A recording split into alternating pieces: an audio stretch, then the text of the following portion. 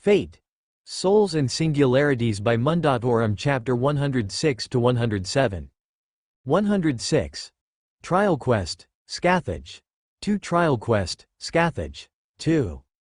The sword slashed through the torso of the Darkwraith as Gale ducked underneath the opening attack. The Darkwraith let out a wailing cry as it fell backwards and vanished into dust. Gale leaned back and gave a silent nod to himself before he turned around to face Mash and Ritska, who were keeping pace with him. "Where are these guys coming from anyway?" Ritska asked, staring down at the spot where Gale had cut down the next fighter. Ash said they were Darkwraiths and invaders, but it doesn't make sense why they'd keep coming here. "They are not Darkwraiths," Gale spoke in a graveled tone, shaking his hooded head at the pair and earning surprised reactions from them. "They are poor and wretched souls. We do them a favor ending them." He made no further comments as he turned around and resumed walking forwards. Ritska and Mash exchanged glances with each other before they turned back to face the retreating figure and followed after him, Ritska furrowing his brows in confusion. "They aren't? But Ash said that?" "Few know what they truly are." Gale replied in a stern but not insulting tone of voice. His words sounded as though they held some deeper meaning to them, and in truth, even this will provide them no rest. Beings without beginning nor end, forlorn. Forlorn? Mash raised an eyebrow at him and tilted her head. "You know them, Gale-san?" "I know of them, yes. I fought them on occasion, but they have distanced themselves from the world I knew of," he replied with an uncaring tone of voice. "Pulled from their bodies and granted neither rest nor respite, they wander between worlds in search of a home. However, they shall never know such rest, forced to drift without end." He turned back around to face the pair of them. The two stopped and leaned back as Gale loomed over them ever so slightly. "They are deserving of your pity, but do not let it stay your blade. Hollows they remain and shall kill you if you let them." "That sounds horrible," Ritska said after a moment's silence, his brows creasing and his lips drawing themselves into a frown. "Can anything?" "No," Gale turned back around before he paused. "Only the one who made them might cure them, if they were so inclined." Ritska blanched.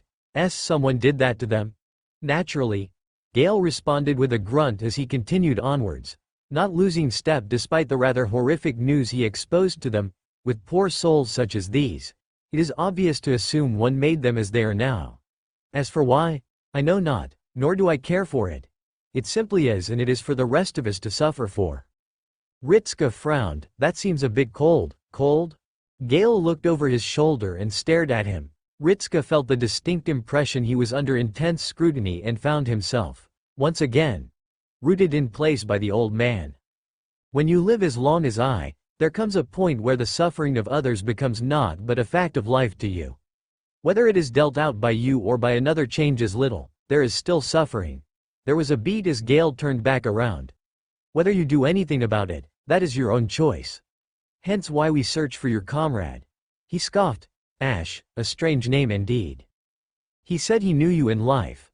"I knew many in life," Gale replied with a curt tone of voice, although the old man lacked any sort of aggression within it, simply stating it as though it was a fact of life. However, Ritska got the distinct impression that Gale didn't mean that he was a social butterfly. There would need to be specifics. "He said he killed you." That got Gale to stop. "Ah. He is here too then? I suppose it makes sense." He quietly spoke before taking in a long and shaky breath and straightening out ever so slightly. "All the more reason for me to make haste, I suppose. There is something I find myself eager to know." He waved his left hand forwards. "Come, children." The pair followed after him, Mash looking around the still burning ruins of Fuyuki with a grim expression before returning her attention to Gale's back. "Do you know what's happening here, Gale-san?"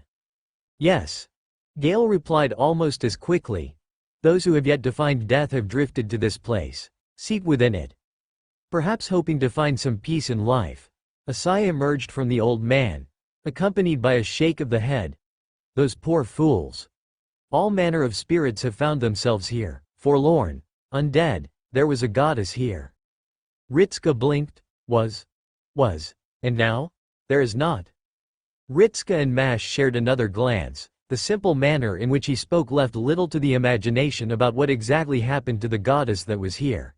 However, that didn't tell them much about how strong the saber was in front of them. From what they had seen of divine spirits, you either got the likes of Euryale and Steno who were, by their own admission, useless when it came to combat, or you ended up with the other end of the extreme and with someone like Farum, who managed to fight against half a dozen servants at once and was winning. While they could both tell that Gale was good, the ease at which he dispatched of the forlorn indicating as such, they weren't quite sure how good he was.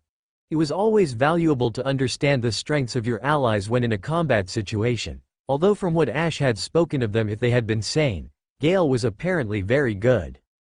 So, you know Ash then? Is that what he calls himself? Gale asked before nodding. But yes, I know him. We spoke for a short time and traveled together as well. He seemed simple enough. You aren't mad about him killing you? Not at all. Gale replied with a shake of the head, the old man looking down at Ritska and tilting his hood in a questioning manner. Might this old man make an inquiry? Huh? Oh, sure. Ritska nodded in affirmation, Mash mirroring the gesture behind him. Thank you. Gale rumbled before he straightened himself out, pointing to the city with his left hand in a wide sweeping gesture. What brings such young children to such a dreadful place? He asked in a curious tone of voice. It is a rather poor spot to visit, even for the likes of myself. Leaning forwards, Gale inspected the pair of them. And you were not drawn here like I was. There is not a sense of undeath about either of you. Well, Ritska scratched the back of his neck. Well, the city here is strange. Like you said. He pointed between him and Mash. We came here to see what was wrong with it and try and fix it if possible. He paused. Well, actually we were here to see if there was a problem we could fix first. Gale turned to Mash and saw her nod. I see. Turning away from the pair, he stared back across the ruins of the burning city in silence. The old man let out a long hum before it trailed off. Best of luck. So, what are you doing here, Gale-san? Mash asked as they continued to walk alongside him, staring up at the taller knight with a curious expression. Were you summoned here as well? I was. Gale admitted, without a master to anchor me, but that matters little. There are many wandering spirits and restless dead who stumble through these ruins. The old man continued on with a shrug of the shoulders. When I saw their sorry state, I simply did what little I could. I have been here, perhaps 2 hours. And you were just fighting whatever you came across? Yes. Huh. Ritska blinked at him once. All right then, why? He asked, not that I'm complaining for the help, but I'm just a little curious is all. It is an honest question. Gale admitted with a nod of the head, pausing to look left and right across the street in search of any sign of movement before he continued onwards. The forlorn, cursed as they are, mean nothing to me, nor do the spirits of the dead who have yet to meet an end. By all rights, I should not even give them a second glance, let alone remain in this flame-cursed city to grant them respite. A weary sigh came from his mouth. But I do so anyway. There was another pause. As for why? There's no reason. Ritska blinked at him once. I stayed and slew the undead here because there was little reason not to. I had no cause to offer my aid and no cause to turn a blind eye. He paused, staring out across the sea of flames. It is a strange thing to be without purpose once again, but I sought some simple task. Therefore I remain and slay undead and will do so until my magical energy runs dry. Do you want to? No, not today, I should think. Gale cut him off gently. Again, I have no cause to serve you. Perhaps I was summoned here to simply slay undead, in which case that is what I shall do. He turned to Ritska. And should you summon me, I will do all I can to aid you. Not before then, however. All right then. Ritska nodded once, placing his hands on his hips and looking around. I suppose for now we should continue our search then. He turned to Mash and spoke before she could make a suggestion. I've already called Ash on the mental link. He isn't responding right now. Mash frowned. Should you use a command seal to bring him back? Probably. Ritska looked at the seals on his left hand, then lowered them back to his side. Actually, yeah. I'll call him back with them. He raised his left hand and closed his eyes. By the power of my command spell, Ash. A thunderous crash cut him off, his eyes flying wide and Mash diving in front of him with her shield raised. There was a snapping sound of wood as Gale stepped before Mash. one hand on his greatsword in preparation for a strike and his left hand outstretched with a crossbow pointed towards the street. A wheel rested atop the main body of the weapon with dozens of bolts lining it. The smoke in the street started to clear, the shape of a figure became visible to them. The features of Ash cleared up. The saber hunched over in the middle of the street with a great shield raised up in a protective manner and facing upwards. Ritska frowned, his eyes moving from Ash towards the direction he had come flying from. He found himself staring at one of the burnt-out apartment buildings as it started to crumble, a noticeable hole in the wall aiming downwards towards the street. He opened up his mouth to call out to the saber. Crimson light streaked through the air, flashing out of the apartment building and clearing the distance of around 100 meters between it and the street in scant but a second. The light collided with Ash not a moment later, not even slowing down as it carried him away and further across the streets into the building just opposite. The blur crashed into the building and exploded, dust and debris flying out of the bottom floor and covering the street. Ritska raised his arms in front of his face as the shockwave of the attack hit a moment later, followed by the dust cloud washing over them. He swept his arms down and gaped as the floor above where Ash and whatever had attacked him crashed into suddenly exploded in a similar fashion to the ground floor. The windows and walls flying out as the crimson light moved higher. "What the heck?" Ritska blurted out in shock. He watched as the third floor then exploded outwards. He could vaguely make out Ash's body ragdolling through the air with no true control before the red blur crashed into him again and carried them off out of sight. He shared a wordless glance with Mash before they turned back in the direction of the chaos and then rushed forwards. Gale already ahead of them and sprinting down the street like a man possessed, greatsword already drawn and crossbow ready. The old man kicked off the ground and into the air, leaping atop one of the lower buildings and landing atop the roof before rushing forwards. "Being a servant is really something, huh?" Ritska couldn't help but comment as he and Mash sprinted through the streets, following the distant echoing clangs of metal followed by the thundering crashing sounds. It wasn't a battle of skill. That would be to give him too much credit. It wasn't even a fair fight or a battle with a marginal advantage. Its best comparison was wholesale slaughter. Ash thought as much as he found himself flying through the air once again. Despite his body no longer having the greatest sense of feeling to it, even he had been placed into a position where he could feel nothing but abject pain. Barely even a minute into the battle he had already found himself so thoroughly on the back foot that he couldn't even comprehend the time needed to form a counter-attack. He looked up, seeing the woman spinning through the air towards him before she swung her leg down like an axe. The back of her heel collided with his jaw and he felt the momentum of his body shift downwards. His blurred vision didn't do much to aid his sense of direction either as he rocketed downwards, then felt his body jerk to a halt and the bones in his back crunched as he hit the pavement, his body crushing cement inwards as he cratered the ground. Blurred vision swiftly cleared when he noticed the flash of red light dance through the sky before hovering above him and then racing downwards. Forcing power into his body, he pulled himself up as fast as he could and rolled to the side out of the pit. Not even close to being past enough to get back to his feet, the woman smashed into the ground with such force that Ash once again felt his body lifted off the ground and rolling across the ground. Sliding to a halt, he rested his hands on the pavement and attempted to stop himself. The flat end of a spear smashed into his face in an upwards motion and sent him flipping through the air before he even realized what had happened. He was midair when another blow followed up the initial strike and slammed into the back of his head and sent him back into the street. He rolled over and swung his left arm upwards, unleashing a burst of fire, because he could think of little else to do, in the general direction of where he believed his attacker was. He panted heavily, blinking dazedly as he fumbled back to his feet, shaking his head and staring at the burning patch of black fire in front of him. His breathing halted when he felt a presence behind him once again. "Rather sloppy," the voice chided him in a disappointed tone. Ash swung around, the flame in his left hand extended and solidified, his palms grasping around the handle of the newly formed curved blade as it slashed towards the direction of the voice.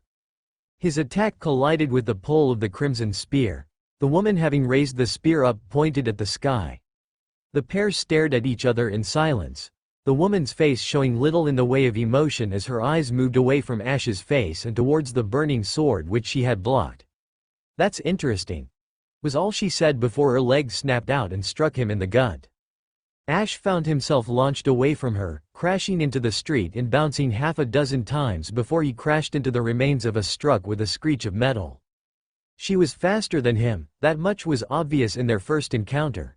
She was equal to or perhaps slightly faster than Cu. Their styles were also similar enough that Ash, for the few moments he had seen her, had been able to pick up when being beaten rather severely by her. However, whereas Cu focused more on savagery, her fighting was more polished. Even with what little he knew of spearplay, he could tell that much easily enough. She was still standing there, lowering her leg back to the ground and idly twirling the spear in her hands as she stalked towards him, her face showing not a hint of emotion as she approached, the earlier aggression gone and replaced with disinterest. Ash stared back at her with his own blank expression as he rested his hands on either side of the ruined chassis and pushed himself out of it, crumpling the metal beneath his hands. Rising to his feet, Ash reached for the bottomless box at his side and watched the purple-haired woman as she continued to merely stare at him. They both knew that she could easily clear the distance between the two of them before he could even arm himself. She had showcased her superiority in speed easily enough. He grasped the weapon of choice and pulled it free of the box, twirling it in his hands before resting both palms on it and pulling it back, leaning his body forwards and resting the long weapon across his shoulders. The woman paused, delicately raising a lone eyebrow as she stared at the weapon of choice before looking back at him. Ash moved his hand off the weapon and back to the box, this time taking out a pole with a carved-out section at the top around half the length of his current weapon, brandishing the two and narrowing his eyes. Ash swung out the pole in his left hand. The tip of the weapon rushed outwards and formed an ethereal blue blade along the top, curving downwards and forming a short scythe to match its longer counterpart in Ash's other hand. Sliding his foot back, he dragged the tip of the long scythe along the ground and left behind a thin trail of frost. He swung the shorter scythe forwards. Frost rushed along the street towards the woman, undaunted by the flames. The woman leapt off the ground into the air, Ash following suit and leaping at her as well as the ice exploded beneath the pair of them, shards launching out in all directions as the two clashed. What little skill he got from Frida's former weapons did little to close the gap between them.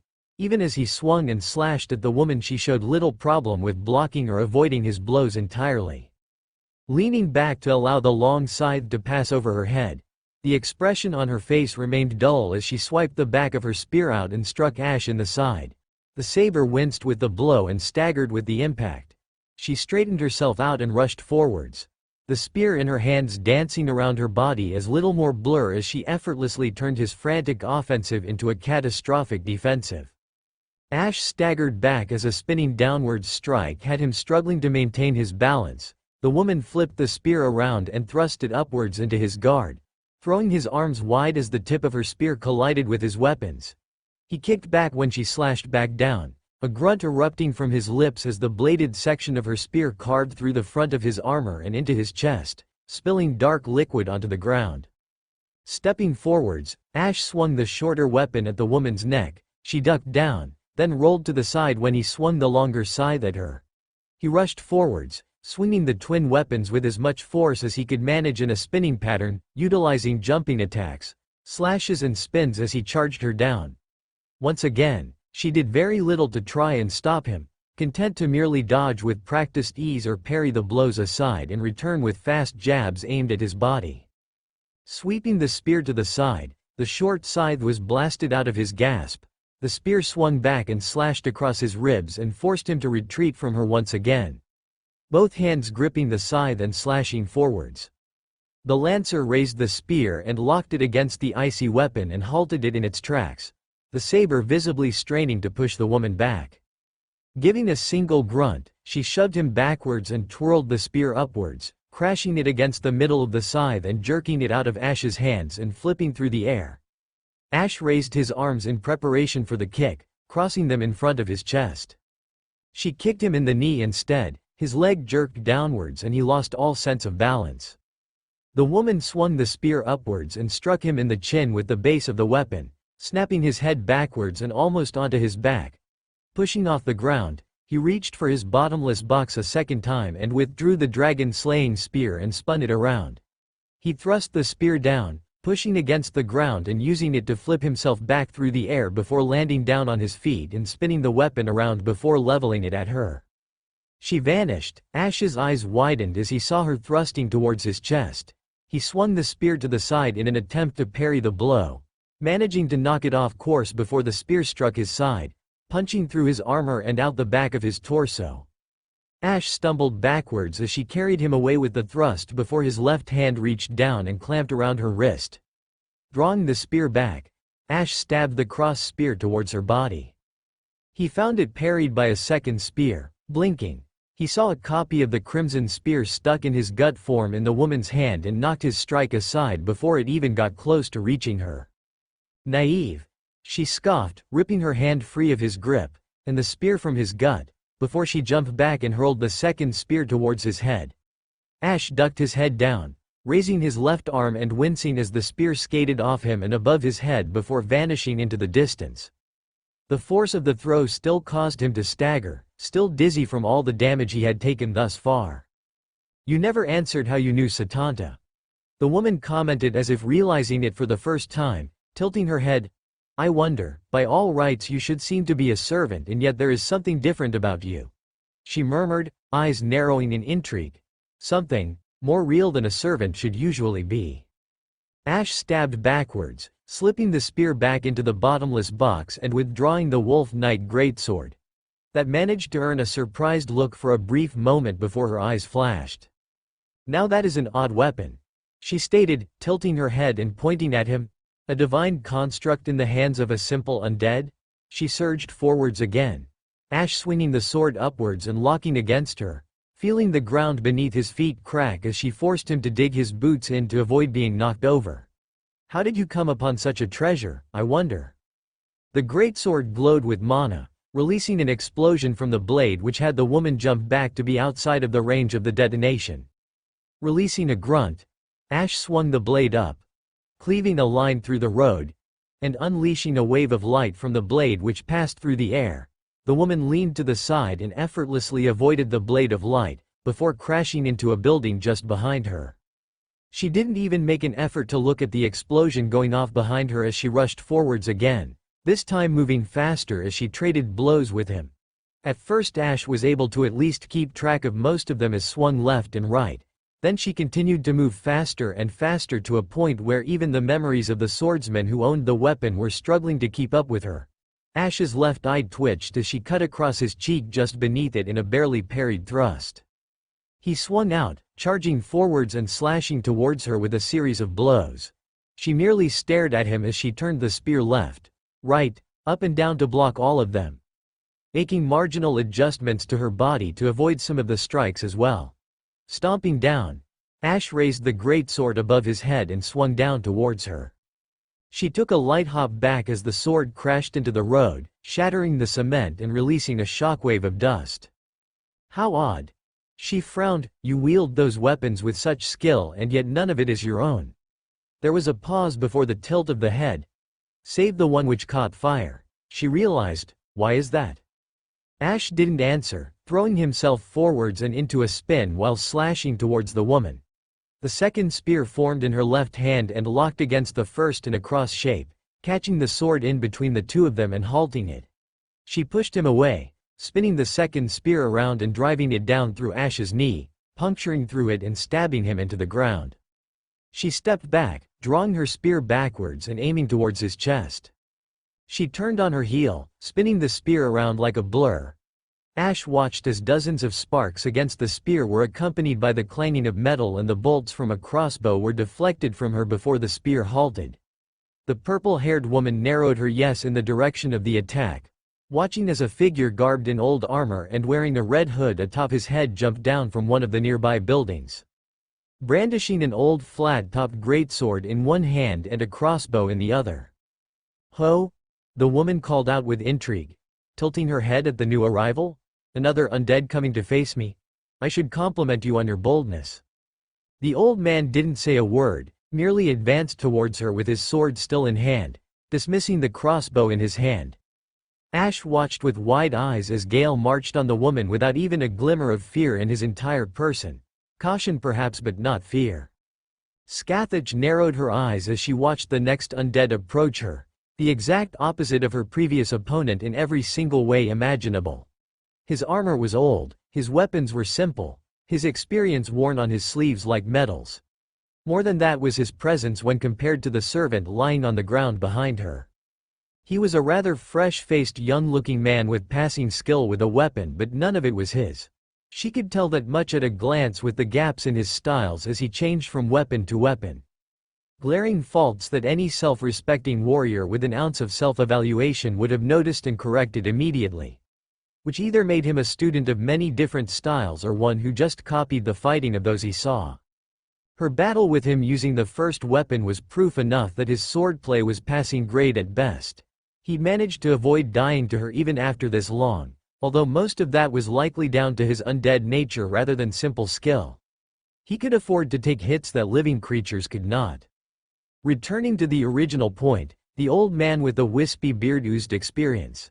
If there was one thing that Scathach had learned never to underestimate, it was an old warrior. Especially one as a servant. Young men lived fast and died young, reaching their peak too early before they fell. Her own students were examples of this. Either that or they were a poor heroic spirit who only achieved fame in their later years, although her instincts were telling her that was not the case. A simple test would answer the question. She rushed forwards, moving as fast as she could and vanishing to the naked eye, not even slowing down as she charged down the servant still advancing towards her.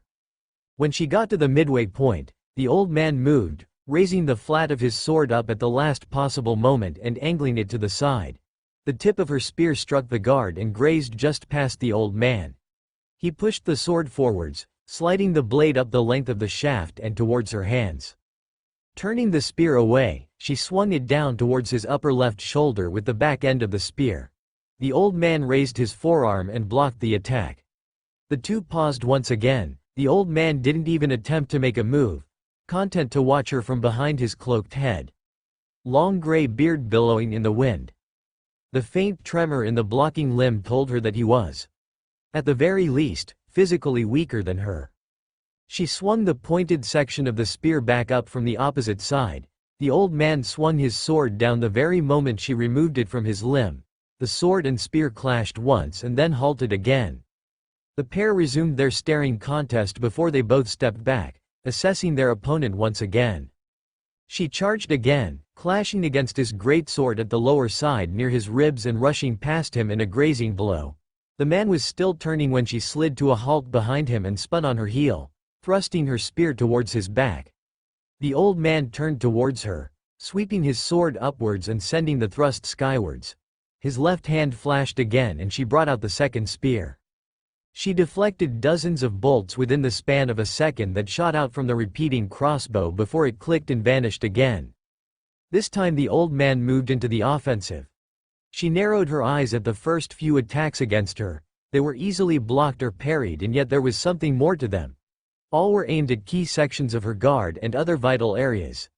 Neck, arms and legs were targets for the old man. Probing attacks then, trying to get the measure of her before fully committing to an offensive. It wasn't a bad strategy, although she was still only using a single spear and had yet to unveil the full extent of her abilities. When the next strike came, she blocked the attack and then pushed the greatsword downwards into the ground. Pulling her left hand back, she formed a second spear in it and thrust it forwards at the old man. He was already dodging her before she had even committed to the attack, his head moving just enough to the left that the spear sailed past his face. He stomped forwards and crouched down, twisting the sword in his hands and spinning it out from beneath her spear and turning on his heel with a wide swing. She was fast enough to block the blow but found herself rather surprised when his neck leaned back the other way and his shoulder rose up, trapping her spear in the crook of his neck and twisting his body as well. She allowed the spear to vanish, the old man no longer having something to pull on, and thrust forwards once again. The old man raised the flat of his sword and supported the other hand with his hand, sliding backwards as the spear made contact with the guard. He lowered the sword once again, staring at her. Scathach, meanwhile, was starting to get a good understanding of this type of fighter. A utilitarian, no flashy moves, just whatever was necessary to win at the time. The fighting style of a survivor rather than a warrior. She felt her lip twitch upwards ever so slightly at the subtle challenge. Just how good was this old man's style of survival fighting against her when she wasn't holding back? She walked forwards, once again bringing out her second spear and this time allowing another 6 to manifest behind her shoulders, floating menacingly with their tips pointed squarely at the old man. In response to the clear threat, the old man merely squared his shoulders and leaned forwards, both hands tightly gripping the handle of his sword and looking rather uncowed by the offensive display. This was originally just supposed to be her cleaning away another undead remnant in this place, but now she found herself with someone who just might prove to be half a challenge, and it had been a rather long time before she had been entertained by one such individual. "I shall say this only once, young lady." She raised an eyebrow at him. "Young lady?" she repeated with a hint of surprise but with a certain degree of satisfaction. "It has been long since anyone called me that." There was a pause. "But speak. As warriors we should at least be able to trade words before we battle." The old man continued on, "Lower your spears and let us resolve this without bloodshed." "For what purpose would I do that?" she asked, tilting her head. "2 more undead, in a city full of the remnants, is reason enough for me to act, as is my duty as master of the land of shadows." "I see." The old man merely grumbled, looking past her and no doubt towards the still-trapped saber with her spear lodged in his thigh. "Then the time of words is past us then." He continued to look at the saber. "I shall hold her here. Your comrades await you further behind me. Go to them and depart this place." "Oh." Scathach felt the grin on her face widen ever so slightly at the confidence in the man's voice. "What makes you so certain you can delay me long enough for your fellow undead to regroup with his allies?"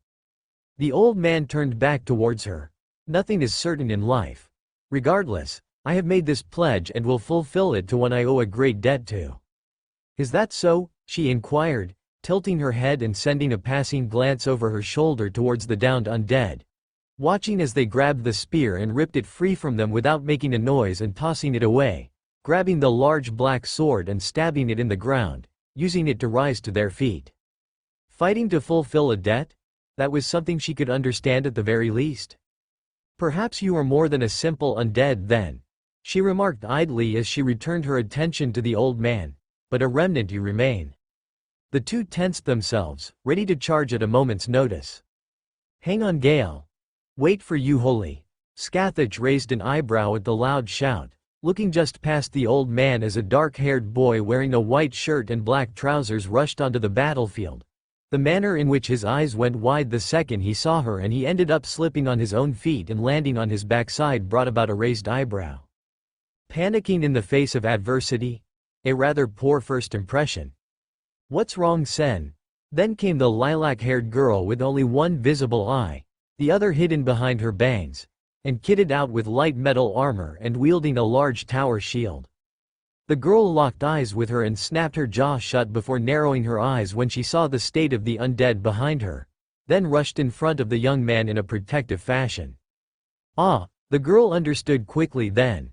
Scathach mused to herself with an internal smile, that was a much better display.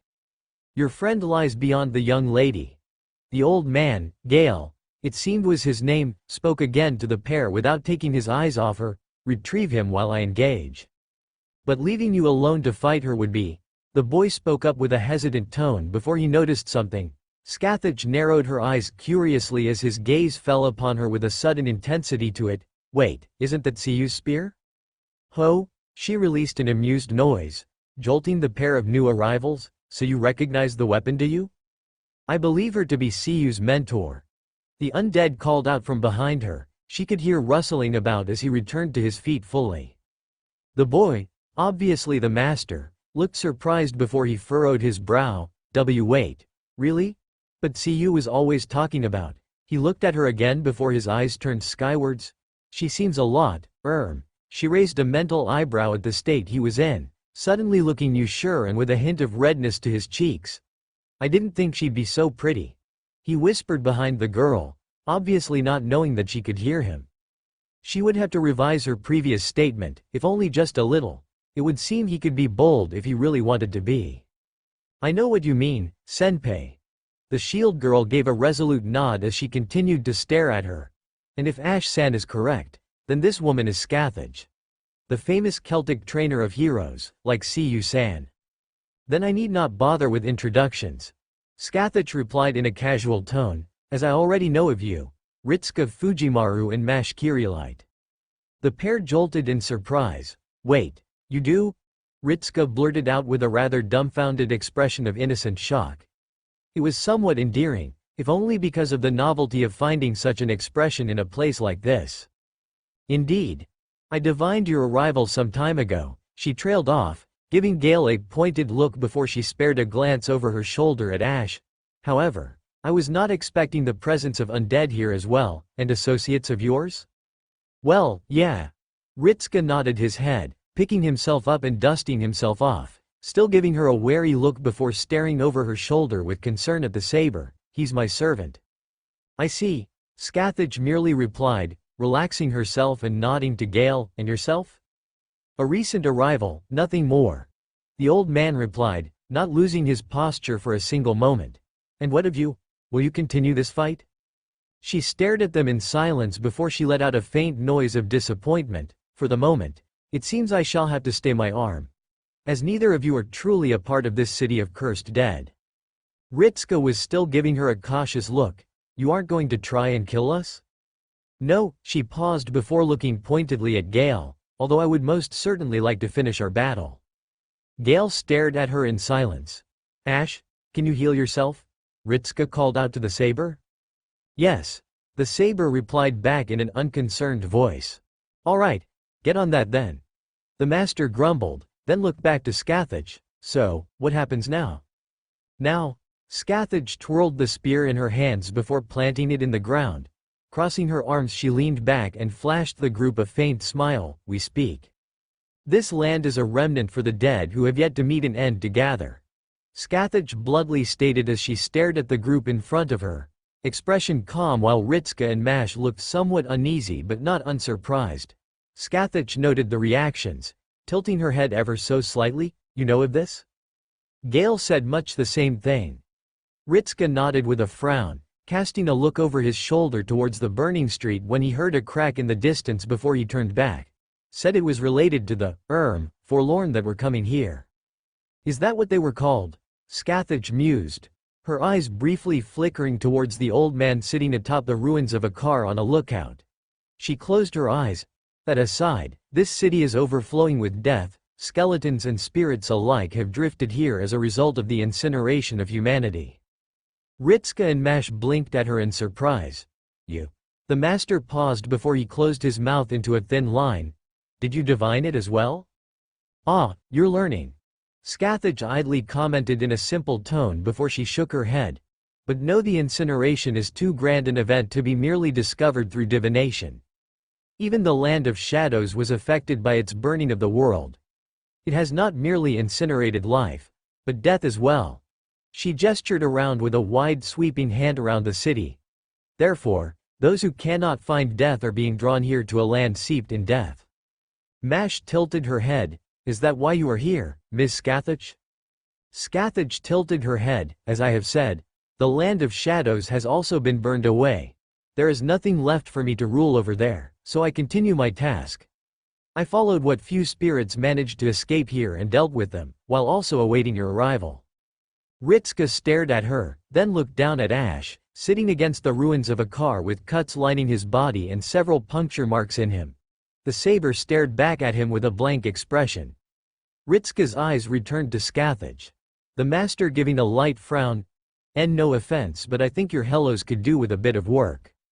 He flinched when Scathach's eyes fell upon him and narrowed. This is standard by Celtic greetings. Ritsuka clenched his eyes shut and raised his hand to pinch the bridge of his nose. Somehow that makes sense given Siyu's personality. His eyes opened again before he looked at the woman, the frown lessening. And I suppose you said you were hunting undead. He looked down at Ash and furrowed his brows. Not me you tried to kill though, what do you think? Your early attempts at my life make remarkable sense now.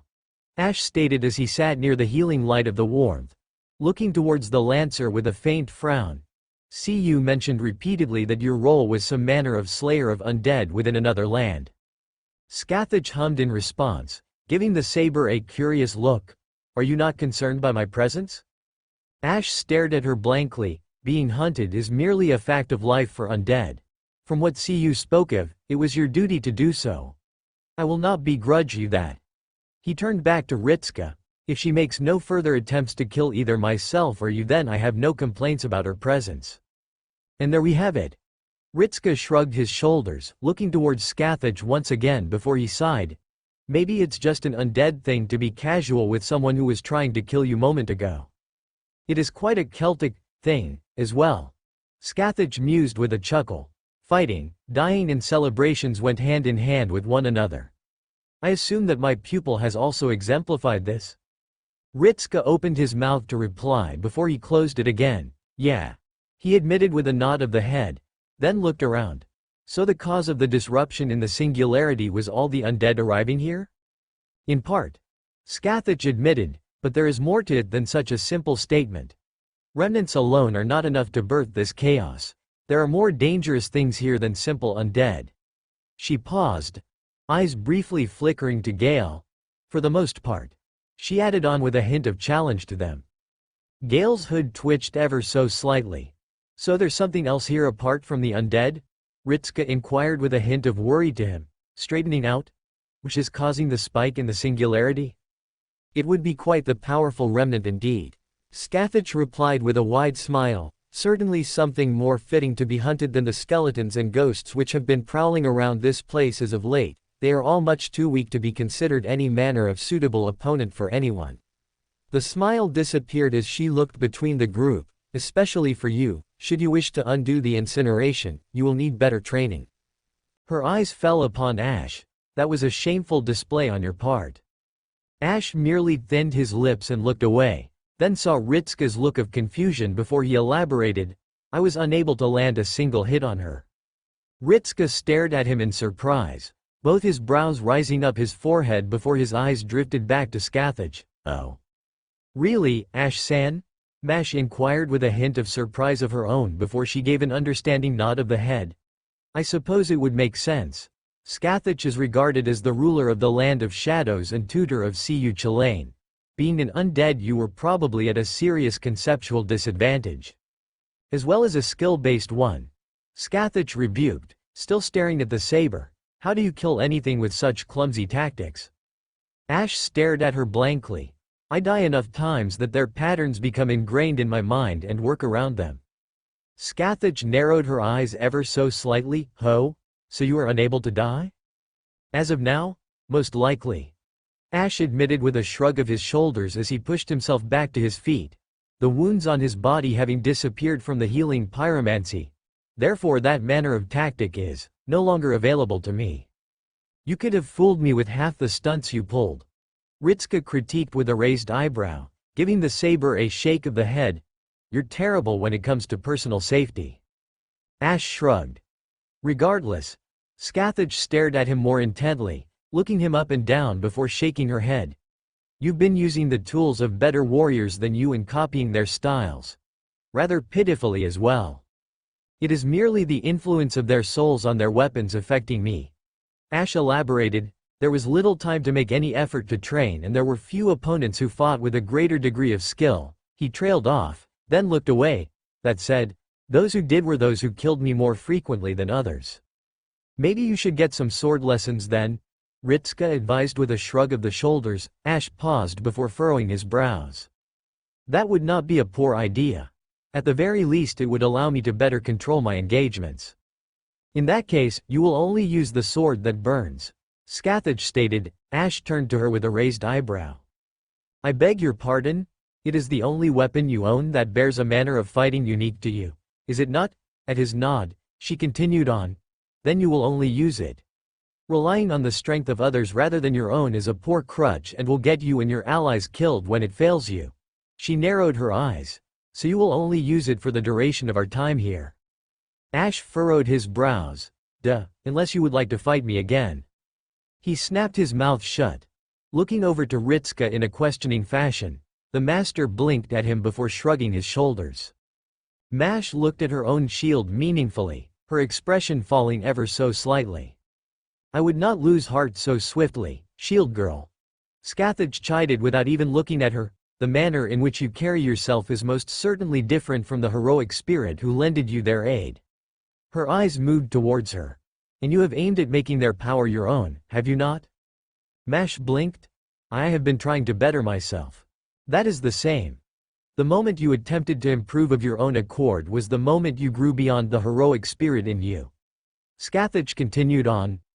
There is growth in skill. Her eyes darted back to Ash. Rather than doing all that is enough and nothing more. Ash merely stared at her. It kept me alive. Would it keep you alive against me? No, she raised an eyebrow at him. At least you admit that much. She turned to face him fully. This is a learning opportunity. You will either better yourself with your sword or you will die. Your differing styles mean nothing if they are inferior to the original. Ash stared down at the ground for a few moments before closing his eyes. Flipping open his bottomless box, he withdrew galvatine from it and implanted it in the ground, his hand resting upon the pommel of the weapon. He opened his eyes again, staring at the woman with a blank look. A sword with holy energy and demonic flames? Scathach mused with a hint of intrigue. A rather contradictory weapon, perhaps suited for an undead who fights on behalf of the living. Ash looked past her towards Gale, thinning his lips. What do you believe? Gale turned towards him for the first time in the conversation. She speaks sense. Skill through experience is more valuable than skill through mimicry. He turned away. The pigment? In her hands. A weary breath emerged from the old man, as if some great weight had been lifted from his shoulders. Thank you. Ash hummed in response, nodding once to the elderly man. Ritska watched the interaction with a curious look in his eye before he dismissed it. He would ask at a later time. When Ash referred to the pigment, the only other time he said such a thing was when he was talking about the ringed city. The master turned towards Gale. So, are you still going to help us? Gale stared down at him. I was summoned here for some purpose. I believe it relates to these remnants that have been spoken of. I will aid you in slaying them. He replied as he stood up, jumping off the ruins of the car and turning towards Scathach. Provided you can cease sending such challenging looks my way, young lady. Scathach merely curled her lip into another smile. A rather elegant form of address, I approve of it. Gale just stared at her in silence before crossing his arms and looking towards Ritska. If you are to lead this venture, you will need to give instructions. Ritska blinked. Right. He slammed his fist into his palm. Instructions. A cough followed. Of course. He stood in silence, Mash sending him a questioning glance out of the corner of her eye. Eventually, the master looked at the purple-haired lancer. Do you know where we're going, or do we just wander around aimlessly? Scathach chuckled lightly at the inquiry, grabbing the spear embedded in the ground and yanking it free before using it to point further away from them and into the streets. The first of the remnants lies this way. Come then. Scathach's eyes gleamed with veiled excitement. I am interested to see what type of individual can stand against a grand deed, such as the incineration.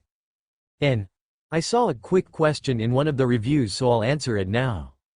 I'm sure some of you picked up on the statement in the last chapter where Ash drew upon the memories of the previous wielders of the weapon and are asking how he can do such a thing because he doesn't have a skill like Emiya.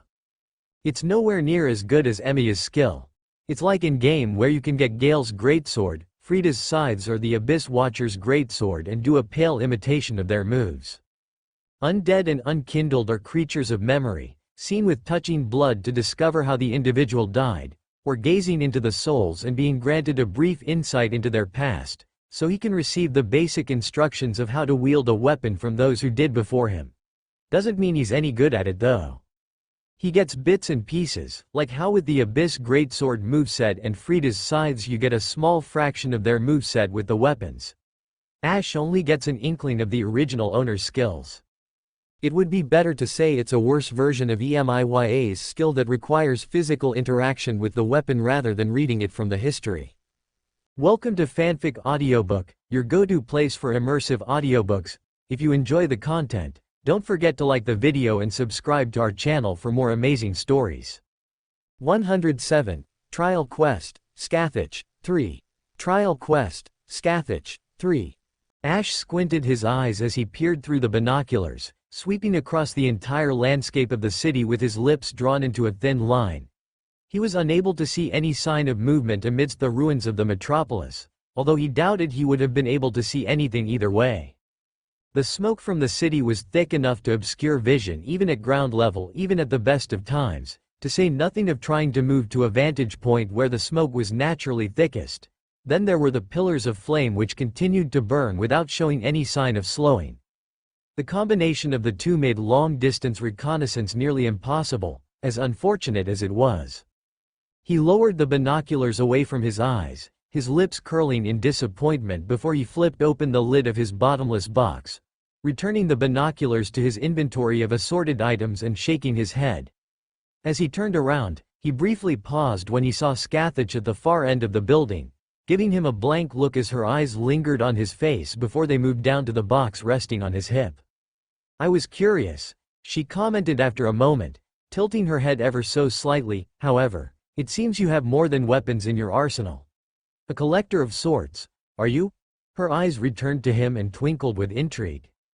"I could be described as such," he admitted after a moment of thought, thinning his lips and moving towards the edge of the building, flipping the lid open and placing the cat ring upon his finger, clenching his hand into a fist and turning back to face the Celtic woman.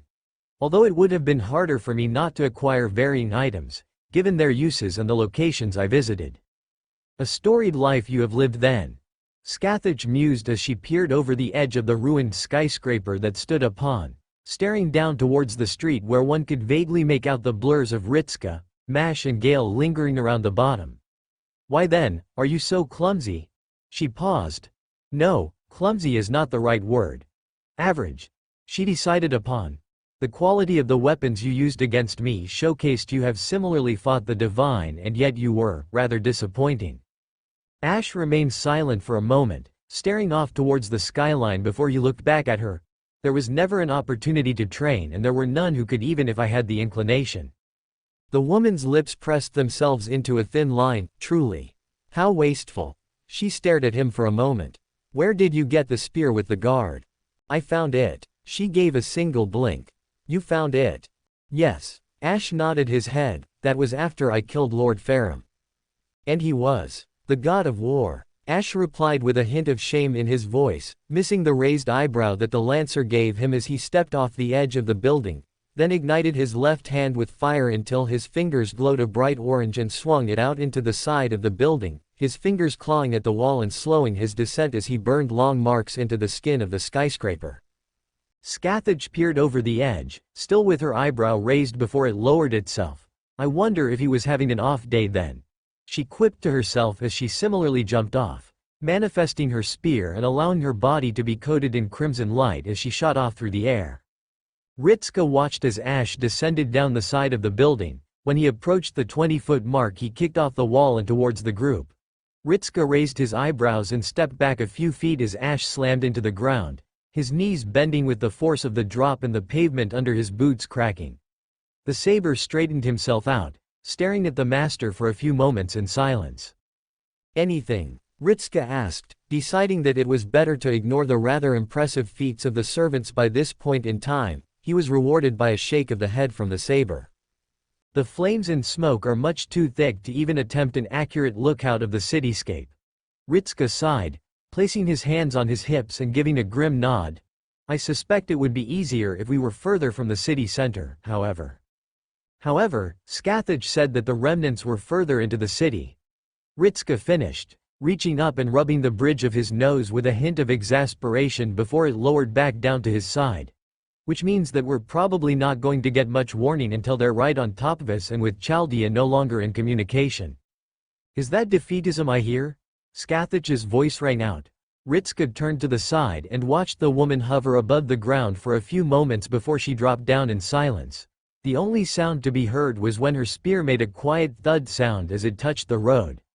The lancer stared at Ritska with a scrutinous expression for a few moments, awaiting his answer. "Nah." Ritska flashed her a half grin as he rolled his shoulders. "Just makes it a little challenging is all, although given our track record so far, we're more liable to walk into ambushes than to not." He shrugged before looking to Mash. What's one more ambush? Scathach's lip twitched upwards, the woman giving a faint nod of approval at the statement. That sounds incredibly dangerous, Senpai. Mash replied in a hesitant tone. And as you have said, we have experience in ambushes, but they have usually ended poorly for us. Hovel-san ambushed us here and without Siyu-san's help. Oh. Scathach raised an eyebrow and looked to Mash in curiosity. So this is where you met Satanta. She raised her chin ever so slightly and allowed the corner of her lip to twitch upwards, and he aided you as well. I hope he made no attempt to embarrass my teachings with a spear. Spear. Ash looked at her with a frown. No, he was a pyromancer. He was what? He means a caster, Miss Scathach. Mash dutifully informed the woman, with the group being treated to the first real change in the Lancer's expression in the time they met her. Scathach's eyes widened ever so slightly and her lips parted for a brief moment before her face reverted to its usual cold expression. A caster? She asked slowly, looking at each of them to be sure. Really? He was using runes and a staff? Yeah. Ritsuka nodded his head. He really helped us out. There was a pause, although he did practically beg us to summon him as a lancer. I would imagine so. Scathach remarked with a hint of nostalgic amusement. I had to beat runecraft into that dense boy's head and even then he rarely used it. Her head tilted. I shall assume you did summon him as a lancer, since you recognize my spear. We did, yeah. Ritsuka affirmed to her before he furrowed his brow. He is really strange about that spear though. That is simply his way. Scathach commented. He went through many trials to win that spear from me and it would be remiss if he did not understand the true weight of it. There was a pause before an amused chuckle emerged from her. Still, I would very much like to see Satanta derived from the spear and made to use runecraft. I envisage he would fight quite a bit smarter. Ash furrowed his brow in remembrance. He set the staff on fire and swung it like a club. The smile disappeared, replaced by dull acceptance. Of course he did. Fool boy. If we have recalled enough stories. Gale politely interrupted, turning to face the group. We should press on, we have much ground to cover and remain in the open. If your fear of surprise attacks is justified, then this is a poor location for us to remain. He speaks truly. Ash supported Gale with a nod of the head, facing Ritsuka with a stern look. From what you have told me, you have already been assailed by Darkwraiths before we met up and there is nothing to say there might not be others present. Probably right. Ritsuka muttered, cupping his chin and looking skywards towards either side of the street they were in. You think they might have archers here? I would not dismiss the possibility. Me neither. Ritsuka hummed in response before giving a single nod. Yeah, walking around on the street is probably not the best idea we could have. There was a pause before the master looked towards Gale. Think we should take the side of the street then? Because otherwise we're ducking in and out of buildings until we get to the... He turned to Scathach. You said the bridge, right? Scathach gave a single nod of the head. That is where the first of the remnants lies. There are several that are here but the third is distant. Evading my divination rather skillfully. There was a pause before a predatory smile fell upon her lips, either a skilled assassin in life or a very experienced warrior. Both of which are of considerable issue for us. Gale affirmed, straightening himself out and crossing his arms. The remnants will not be like the forlorn. I fought one earlier. They are powerful indeed and possess much of their previous skill. And which remnant did you slay, I wonder? Scathach asked, fixing the knight with an interested gaze. Some manner of archery lordkin. Gale replied in response in a disinterested tone of voice. Beyond that I can answer little. The gods of these lands are not known to me. Scathach continued to stare at Gale with a peculiar twinkle in her eye before she looked towards Ritsuka and Mash. The manner of his prey aside, he speaks the truth. The remnants will be on par with servants such as the like you have already encountered. Perhaps some are the forgotten aspects of a legend or perhaps they are beings of another nature, but they remain dangerous prey all the same. Her eyes flashed. Knowing this, will you still continue onwards? Well, we've got to. Ritsuka replied casually. Either we stop them or the issues with this singularity will continue.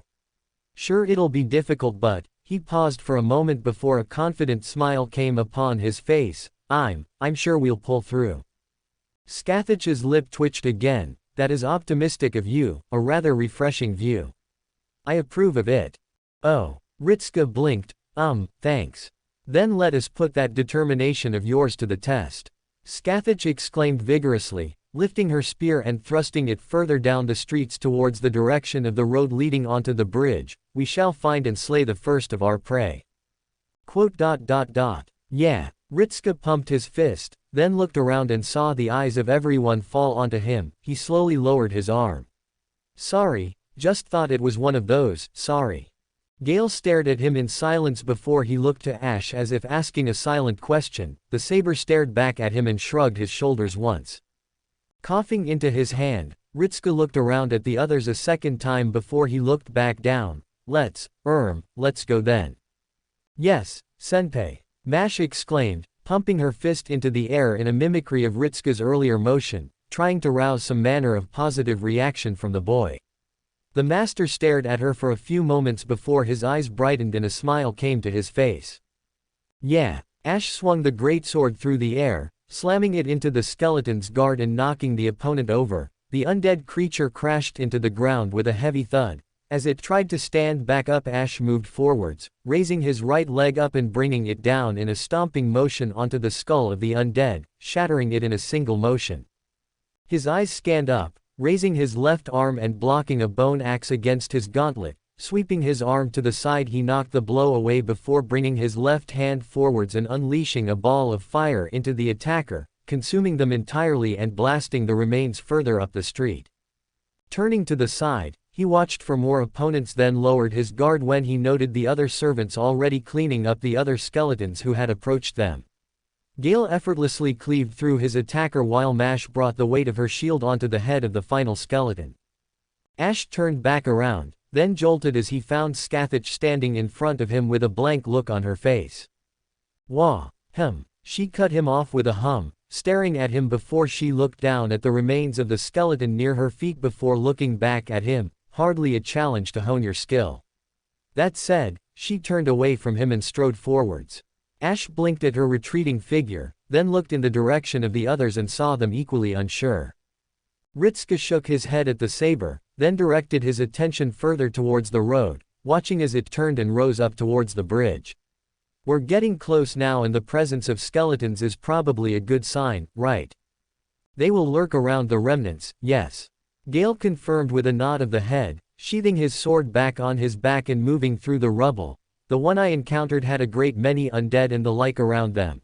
He paused, directing his attention towards the road. It is close too. Oh, you can sense it as well.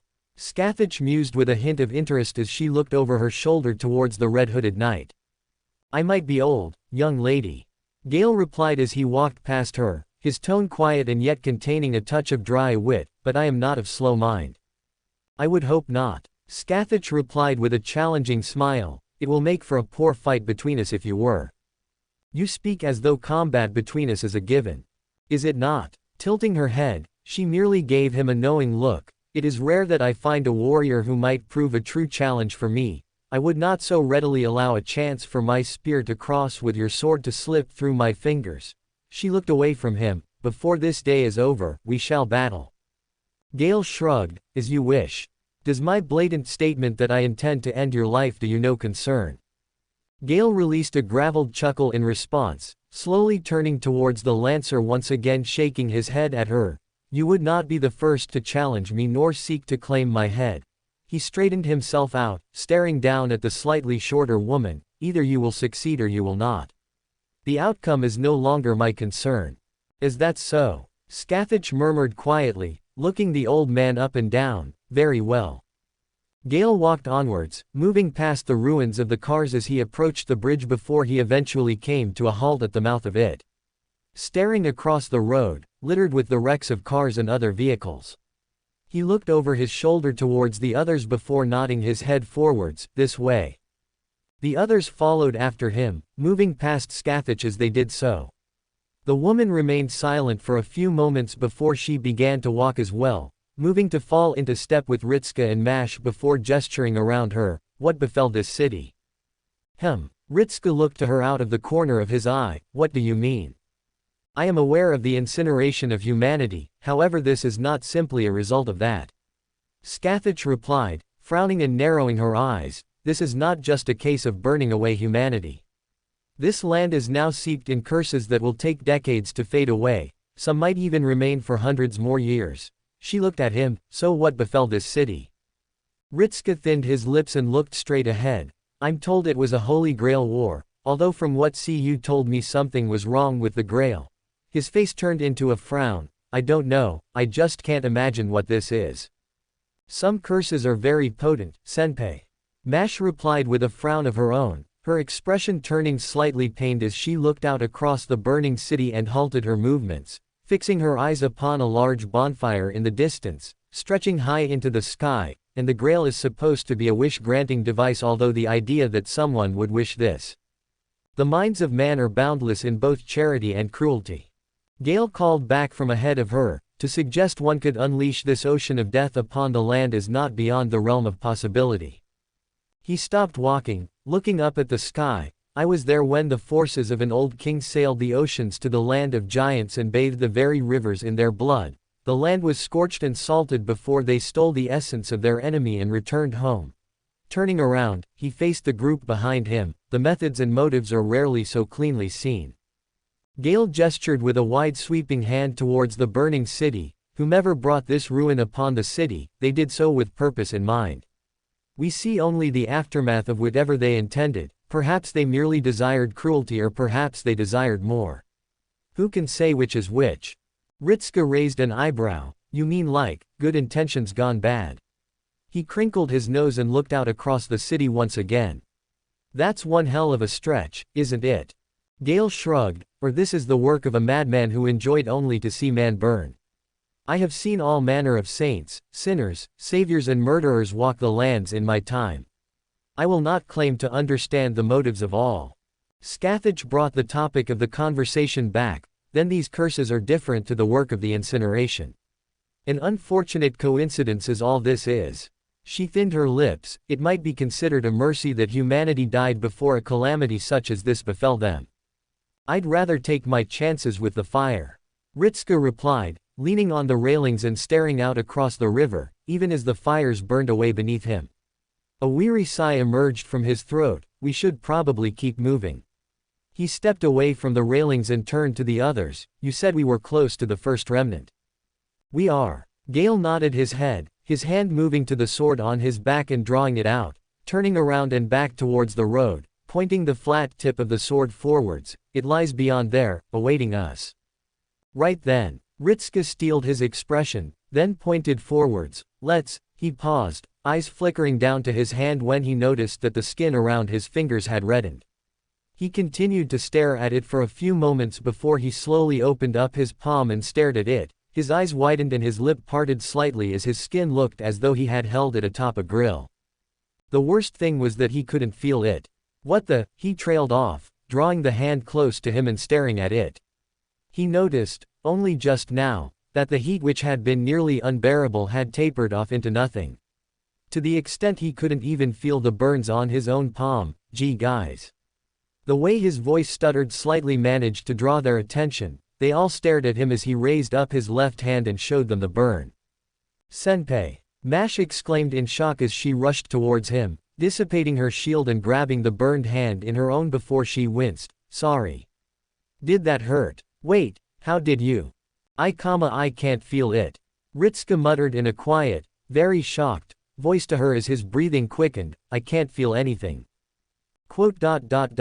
Check him, now. Gale ordered. Ritska had barely a moment to understand anything before he watched Ash close the distance with him in a single heartbeat.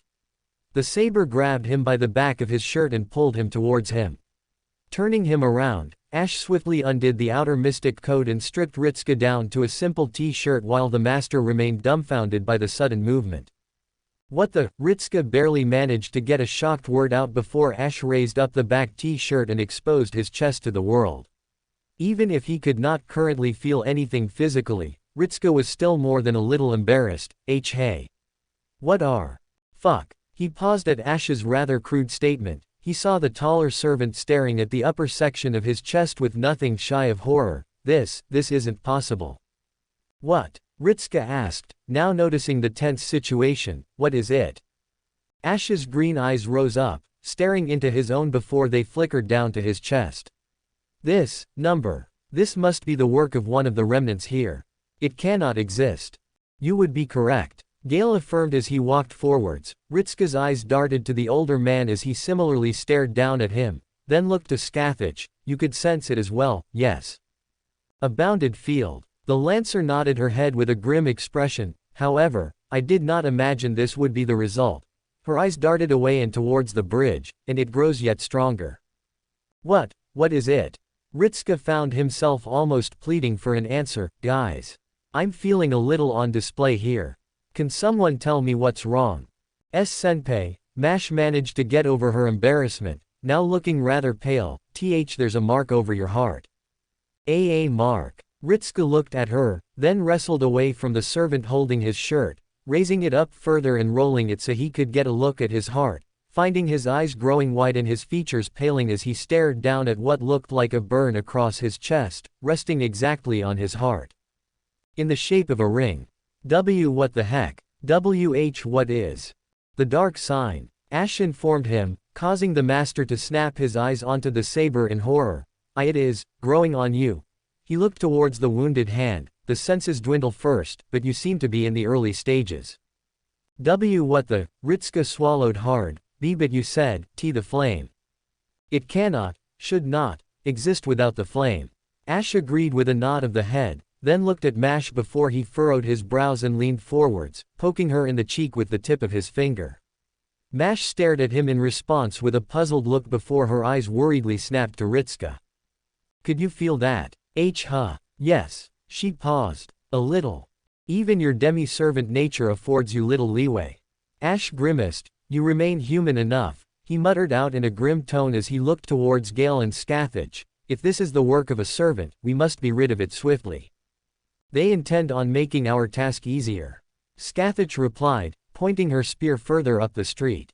Gale and Ash turned towards the direction she was pointing, then the pair sucked in air through their teeth as they watched the figure approach, stepping through the flames with little concern for them. Ritska slipped his mystic code back on, halfway through a sleeve when he also noticed the dark figure approaching them. Standing around the same height as Archon, the figure was wearing what looked like dark stone-scaled armor. Curling horns protruded from their shoulders like pauldrons and black fabric seeped in glowing orange lines washed down from the hood covering their head. Their mangled face was barely visible through the black veil as they marched forwards. At first they were unarmed, then they held their hands wide. Slowly, as if growing from their armor, large black slabs of rock rolled from their palms and grew out into large shapes. Ritska felt his eyes widening as the shapes became sharper and more sword-like. Eventually 2 swords as large as Heracles rested in each hand, slamming down onto the bridge with a heavy thud. The Dark Knight continued to walk forwards, dragging the stone swords behind him and leaving gashes in the road as they did. The single most eye-catching thing about the figure was the bright burning ring in the center of their chest, as if a window into their body and revealing only the deepest black. The Black Knight never once shifted his attention from his target, even as Scathach, Ash, Gale and Mash all readied themselves for combat. The knight's gaze never once veered away from Ritska, the master now feeling a deep sense of discomfort as the clearly hostile servant came ever closer towards them. A ringed knight, Ash whispered out in surprise as he stared at them, narrowing his eyes and gripping his sword with both hands. What is one doing here? In a land of dead remnants, there are few other places more suitable a home for their order. Gale replied in a quiet voice before his tone shifted into something more wary, but that is not simply a ringed knight. You can tell also. Scathach's voice was equally serious. I had never thought to meet something such as this. A curse taking on the form of a man. The knight hunched its body forwards, tensing its legs and only now looking towards Scathach before its gaze trailed away from her towards Gale and Ash.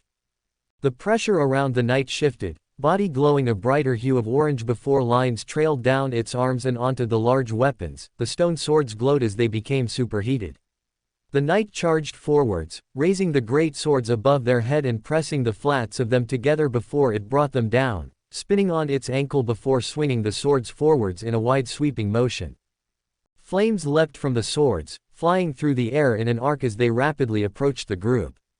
Ash stepped forwards, his own sword igniting with fire and sweeping it out in an arc, releasing his own jet of flames which collided with the initial attack. The explosion from the impact briefly kicked up a thick cloud of smoke from which nothing could be seen.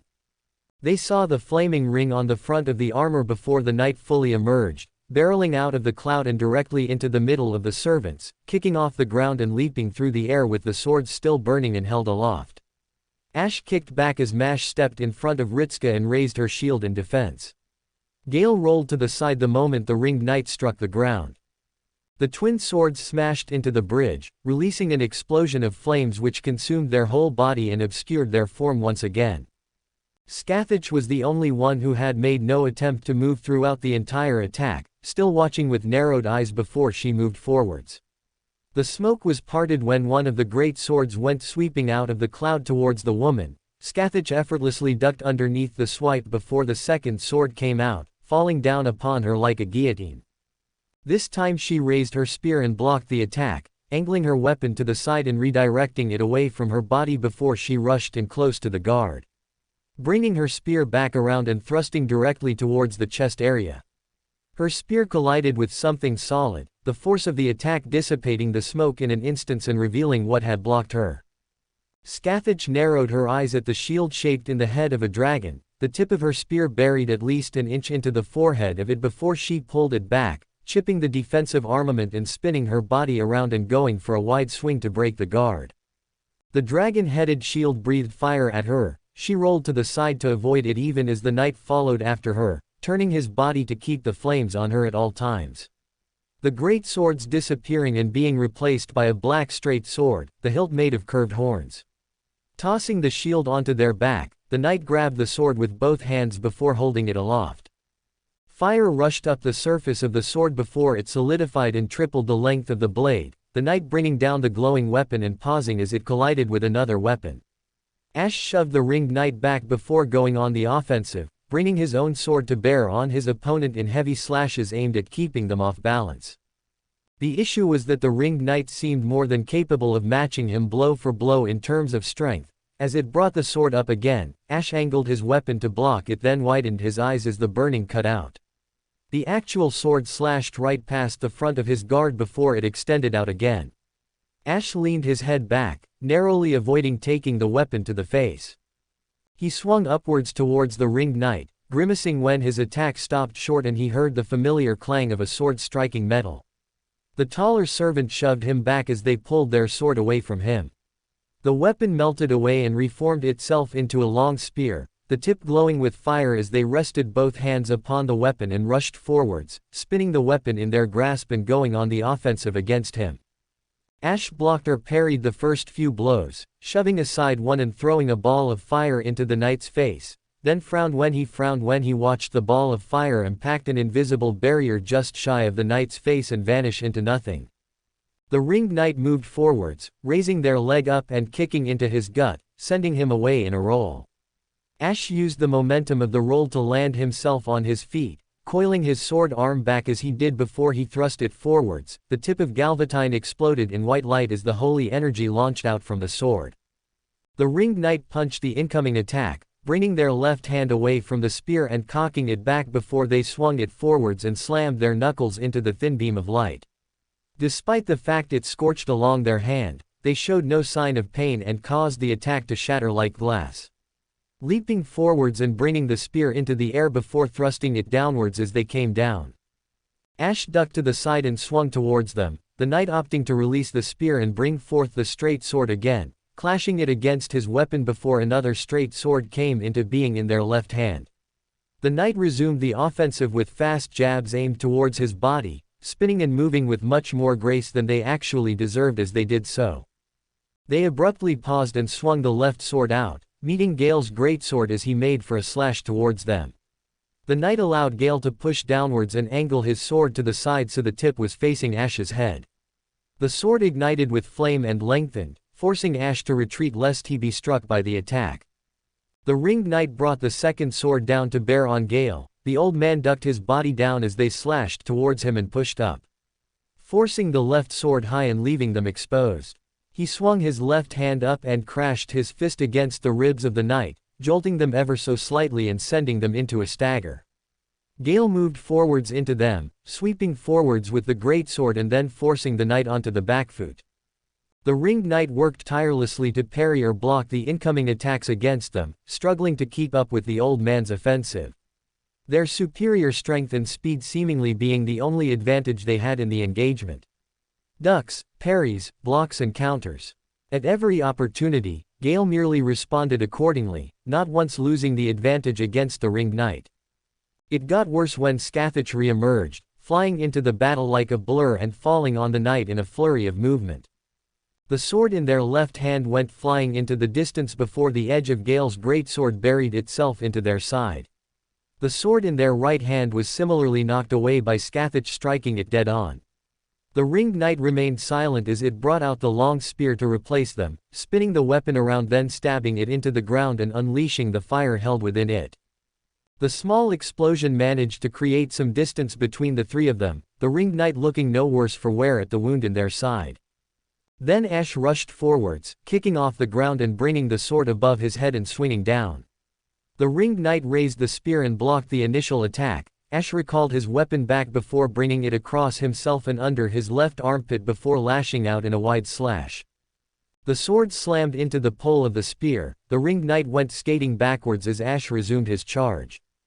Gale and Mash made to follow before Scathach raised her spear, stopping the pair of them from advancing further. Wait, she looked over her shoulder at the pair of them, I would rather this play out. But if that servant is responsible for Senpai's condition, Mash made to argue before Scathach narrowed her eyes, cutting her off. Hazards are a part of learning. She reminded the shielder with a stern tone, and one cannot expect improvement to come without cost. Either your servant will succeed or he will die, you cannot allow him to be nothing more than a simple support forever. Senpai. Mash turned to Ritsuka with a concerned look. The master looked frozen as he was rooted on the spot before he looked past them to where Ash was dueling with the ringed knight. His lips worked themselves into a tight frown before he clicked his tongue and looked down. Trust in Ash then, he decided, looking back up and giving Mash the best smile he could manage. The reality was he was almost certain this situation was some sort of test for him or something along the lines. Seiu's joking about his teacher aside, the one thing he had made perfectly apparently was that she was very, do or die, in her style of training. As much as she was evaluating Ash, he was almost certain she was evaluating him as well. And despite his grim feelings, he had faith in his servant. Spear met sword once again, Ash twisting the blade so it was lying flat against the spear. He moved his left hand to the top of Galvatine and pressed into it, using both arms to push against his attacker as they seemed to get the same idea and push back, the two struggling against each other before the ringed knight twisted the spear in their hands, pushing the sword along with it and turning it to face downwards. Their right hand came back up in a vicious swing, catching Ash in the chin and staggering him away from them. Giving himself a single shake of the head, he swung the sword back up towards the knight. The spear collided with it in their lone hand for a brief moment. Ash grasped his sword with both hands and pulled up as hard as he could, bringing both the weapons up and diverting them over his head before slamming the pair back into the ground, this time with his greatsword pressing down against the spear. Twisting the blade, he then slashed upwards, gliding along the length of the polearm towards the ringed knight. The knight stepped back and leaned to the side, the sword sailing right past their body and face. Ash was quick to react, his left hand coming free and flying into the face of the ringed knight. A blast of fire emerged from his palm and while doing no damage, it worked to act as a smokescreen for him to move around the knight, rolling past them as they attempted a blind counter-attack. As he rolled to a stop, he landed on his feet and swung back around, slashing into the back of the ringed knight's left leg and forcing them to drop to one knee in response. As he drew the sword back to thrust towards them, the ringed knight turned their body to face him while raising their left arm up at an angle. His sword thrust met the gauntlet and was diverted away, shooting just past the top of their head. Seemingly ignoring the wound in their leg, the ringed knight surged back to their feet, pushing Ash's sword to the side before grabbing the front of his armor with the hand they had used to block before swinging him forwards and bringing their head down, crashing their forehead into his nose once and causing him to stagger back. The ringed knight spun on their heel, igniting the spear with flame once again and bringing it back around in a spinning slash. Slamming the burning tip of the weapon into his side and launching him away, Ash bounced twice across the bridge before he collided with the railings at the side, denting them to fit his body. He released a pained groan as his eyes fell down to the scorch mark in the side of his armor vaguely in the shape of the spear before his head snapped back up at the sound of approaching footsteps. Ash pulled his body free and jerked to the right, the burning spear sailing just past his torso. As he rolled away, he swung his greatsword upwards and crashed it into the underside of the spear, pushing both the weapons skywards. Ash stomped forwards, bringing his left hand back and throwing it forwards in a clumsy punch. It wasn't a very good attack, but it served its purpose. The ringed knight took a single step backwards as his fist collided with their lower chest. Then the ringed knight punched him in the face. Ash blinked from the strike before a follow-up kick found itself buried into his side and causing him to stagger again. As he stepped away, the ringed knight thrust the spear towards his gut. Ash narrowed his eyes and responded accordingly. His left hand clasped the tip of the spear, ignoring the brief pain which flashed through his hand at gripping the red-hot metal. He jerked the spear upwards and ducked down at the same time, spinning his body underneath the attack and bringing his sword towards him. He slashed outwards, catching the ringed knight in the gut with the slash and stepping past them as they rushed towards him, the sword cleaving through the armor with frightful ease and rewarding the saber with a brief hiss of pain and a splash of black liquid spilling onto the road and his sword. He stepped away, allowing the sword to glow a brilliant white before he thrust it forwards at point-blank range. The glowing projectile slammed into the face of the ringed knight and barreled them over, sending them rolling up the street with Ash in pursuit. Their hood was scorched off, revealing the decayed half-skeletal face of the ringed knight as it turned back up to face him, far too late to do anything about him as he thrust his sword forwards into the central ring on their chest and lifted them off the ground and into the air, still charging forwards with the knight skewered on the end of his sword. They carried on for several more meters before Ash rammed the pair of them into a parked semi. Metal bent inwards and screeched in protest as the saber nailed the ringed knight into the truck like a freakish ornament. Yet the ringed knight was still alive. Ash learned that when they thrust their arm out and punched him square in the face again to stagger him away. Their hands fell onto the sword in their gut before they started to pull it free. Ash's lips worked into a grimace before he rushed forwards, swinging his right hand up and catching the servant in the chin with an uppercut before both their hands fell onto the greatsword and twisted it, resulting in a wet crunching sound echoing throughout the bridge. Ash flooded the sword with holy light once again. The ringed knight's body started to burn as it was assailed by the divine power before Ash jerked the weapon to the side, cleaving through the undead and the truck at the same time and ripping the sword free of them. The knight staggered forwards, yet didn't appear too concerned with the massive hole in their left side at this point as they manifested a sword yet again and went on the offensive.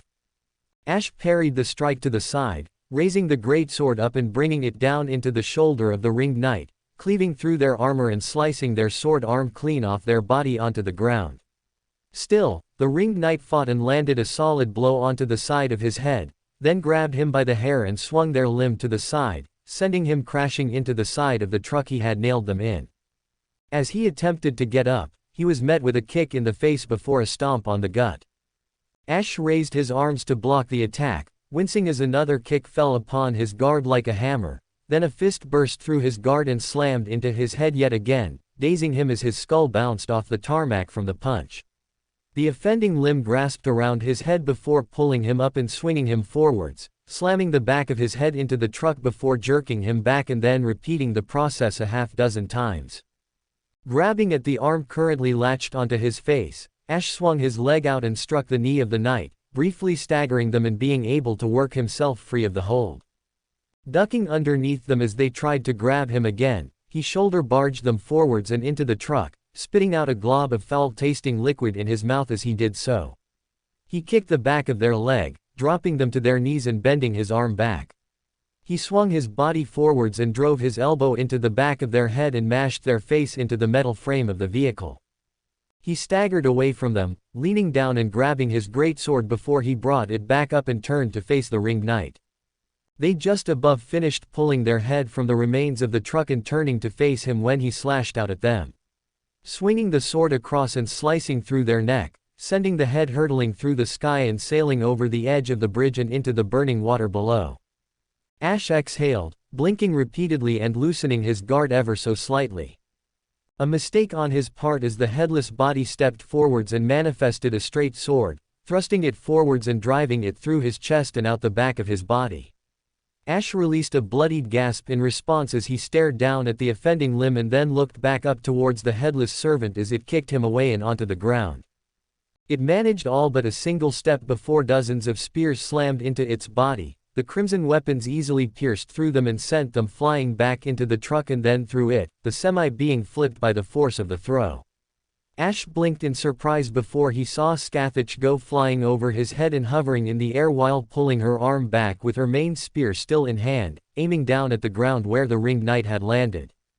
Guy Bolg alternative, she cried out before hurtling the weapon downwards. Ash squinted his eyes and looked away as a flash of crimson light spread across his vision before it was accompanied by a reverberating crash and then the telltale sounds of stone impacting water. Ash was still sitting on the ground when Scathach landed next to him, twirling the spear in her hands before planting the base of the weapon in the ground and then looking down at him. Ash stared up at her with what could only be described as a dumbfounded expression. Just because something doesn't have a head, doesn't mean it can't kill you. She scolded him before raising the spear up and smacking him in the back of the head with it. Letting your guard down was a mistake. Had you been anything else you would have died there and then. Her eyes narrowed. Do not make such mistakes unless you wish to die. Ash blinked repeatedly at her before looking over his shoulder. What about Riss? Shit. Ritzka's voice carried over the length of the bridge. That hurts. Scathach's lip twitched up in amusement. I shall assume that means he is fine. On the one hand, I'm glad to be able to feel again.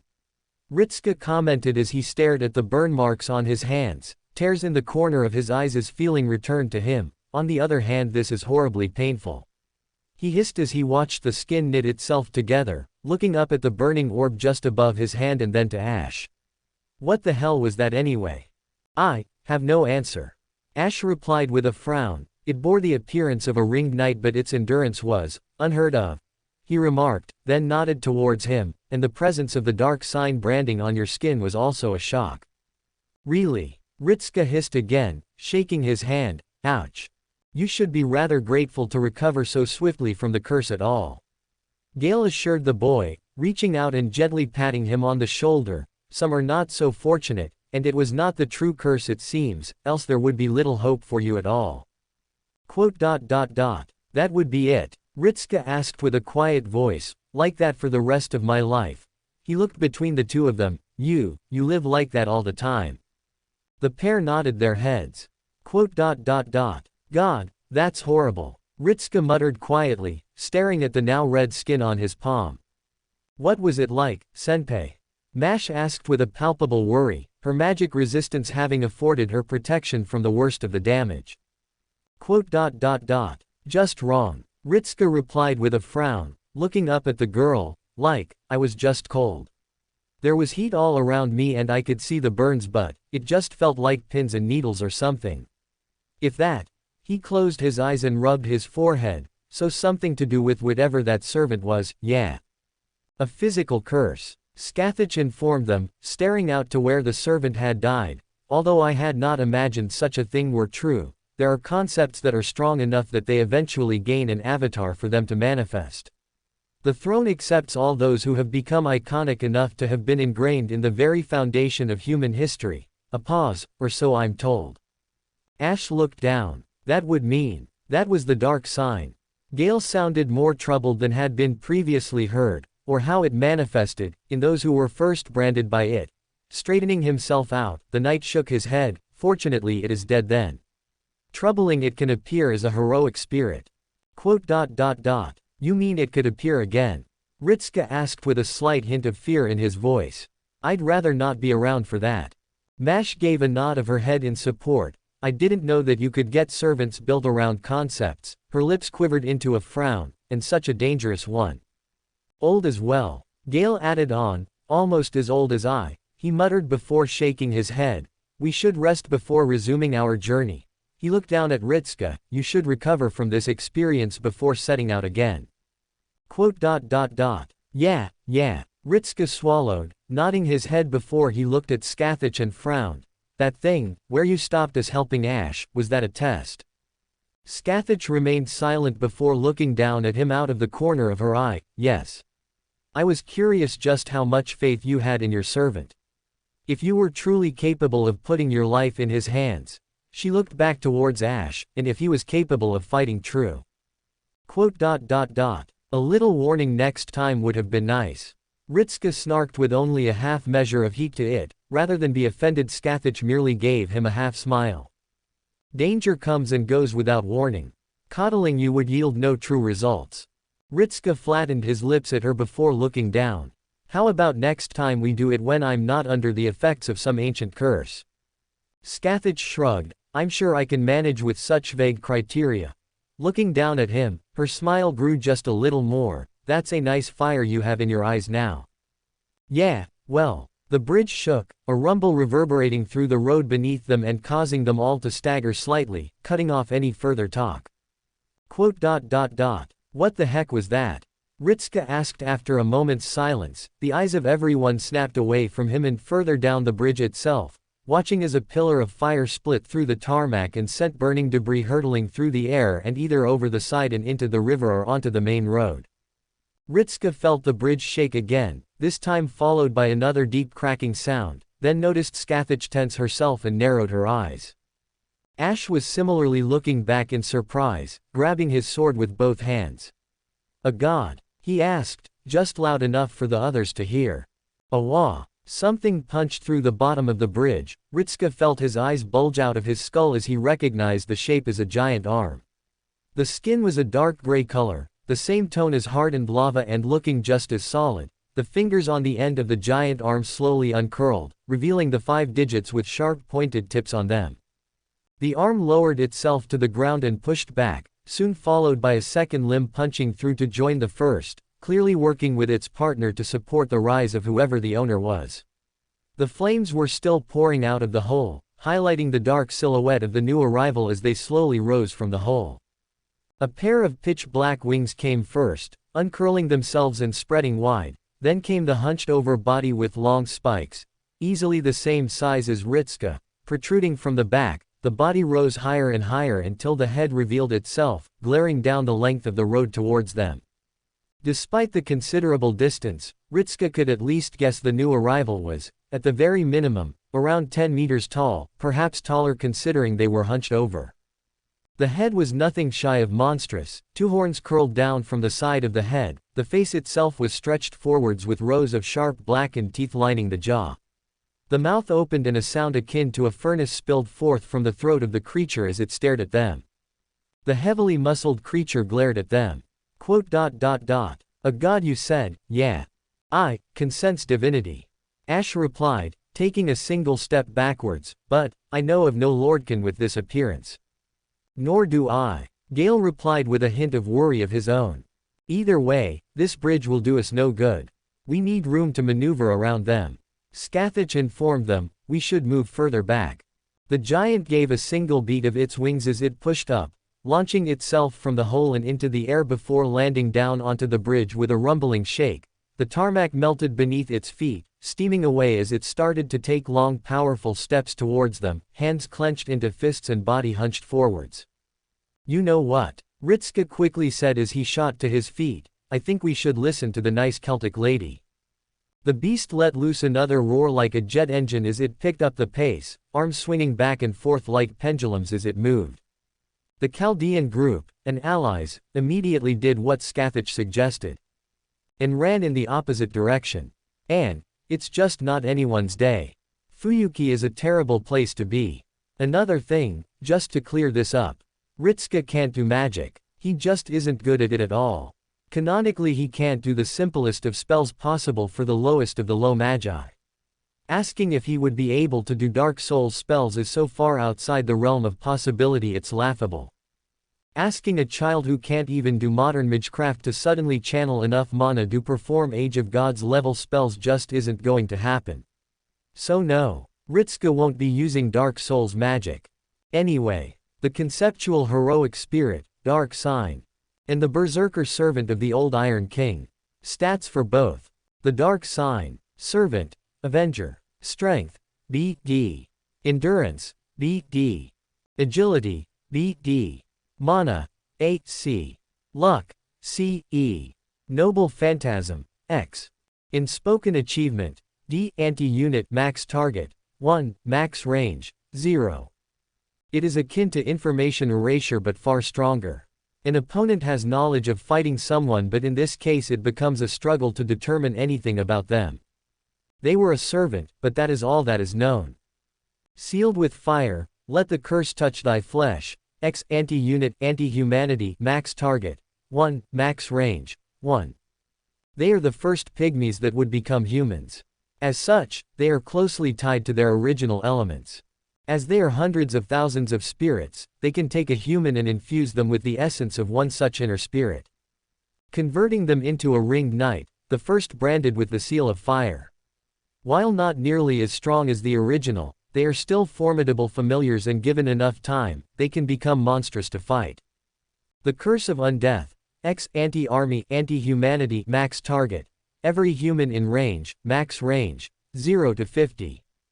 A mobile bounded field around the target itself. It is constantly active and will slowly brand any humans with the Curse of Undeath. A curse which, once fully cemented, remains incurable while Avenger lives. The moment they die, the curse will recede away and free the host. Class Skills. Self-Replenishment Mana D. Avenger, A. They are the curse of the Dark Sign made manifest, although its earliest iteration. As such, they accumulate the pain of thousands of years. Oblivion Correction, X. Their mark of hatred shall remain enshrined in history for all time. The presence of undead is proof of their existence. A being that cannot be forgotten and bears the weight of that statement. A curse made manifest in the form of its victims. It bears the weight of history. Magic Resistance, B. Dark Soul, C++. They are still the first pygmies who claimed the Dark Soul and had it shared amongst their race. This skill is proof of that, however the potency of its ability is contradictory to their nature as an Avenger designed to kill gods. The power of the Dark Soul increased the further away from the Age of Gods this servant is summoned in. Personal Skills. Dragon Slayer, B. Their weapons, infused with their own Dark Soul, were insufficient to deal with the stone scales of everlasting dragons. However, they somehow were able to slay many during the war despite not being taught how to wield the lightning of the gods. Knights of the Fire Seal, A. Their humanity was sealed away in a ring of fire by the gods. The first undead alongside the slave knights. They can use this skill to drastically lower their presence so as to appear to be no more than a simple human. Utility of Weapons, D. The curse manifests itself in the earliest form it took. The ringed knights have access to all the weapons of the order. Twin great swords, spears and swords are all theirs to wield. All of which were forged with their own Dark Soul. However, they can utilize other weapons which are similar enough to their original usage. Mana Burst, Flame, D. Their weapons were forged with fire and can release them at will. Dark Forged Steel, C. Their weapons were forged with traces of their own Dark Soul. Deal decent damage against divine. Battle Continuation, X. One would need to ensure their complete death in order to be rid of them. Curse of the Gods, B++. They are an Avenger who curses their fate and the gods themselves upon recognizing they were always but tools to be discarded at the earliest convenience. This skill manifests itself as an anti-divine based ability fueled by their hatred of the gods. A singular thought which permeates through their inhuman mind. Their efficiency at dealing with the divine increases the closer to the Age of Gods they are. In direct contradiction to their power of the Dark Soul. Old Iron King, Servant, Berserker. Strength, A++. Endurance, A+. Agility, D. Mana, A+. Luck, D. Noble Phantasm, B. Demon of Molten Fire, B. Anti-Army Max Target, 300, Max Range, 0 to 50. The Lord Soul gone rampant, the Old Iron King will continue to expel lava from their body. However, with this NP they can release a tidal wave of it towards their opponents. Class Skills. Madness Enhancement, A. Lord Soul of Light, C. The Lord Soul run rampant, like with the Lord Soul of Flame. They have become akin to a demon. They are a god of sorts, or at least the holder of a soul of one. Personal skills. Demon kind, A++. The old Iron King has become a demon of fire and light. Similar to the Chaos demons but different in origin. They have achieved a level of strength unheard of for others save giants. Icarus Earth, A. The NP of their rider class has become one with them. With the lava they expunge from their body, they can form weapons to use. Or expel it in bursts of flames. Intimidating visage, B++. They pose a rather frightening form to behold. Can cow lesser beings remarkably easily.